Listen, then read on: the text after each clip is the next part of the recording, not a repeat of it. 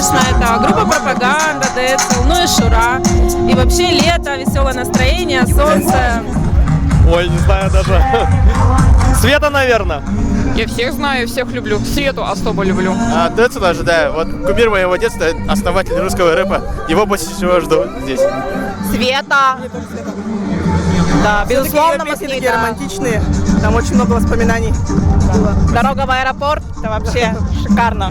Света, наверное. Света и Децл. Вы наверняка росли на всех этих песнях. Как это было немножко вот из прошлого? Что для вас эти артисты значат сегодня? Да, конечно, это какое-то такое ностальгия. Ностальгия — это юность, это воспоминания теплой первой любовь и хорошие, яркие, детские. В общем, ну, теплые, добрые.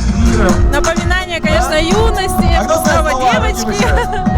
В общем, здорово. Здорово, что в нашем городе организовали такой концерт. Я первый раз такой вижу. И именно в таком формате, что можно спокойно двигаться, ходить, много места, улица, солнце. Прекрасно. Вспомнить школьные годы, студенческие годы, ностальгия, да. Вспомнить старых добрых друзей своих. Влюбленность там под эти песни. Да, как бы своих всё-таки. парней, бывших.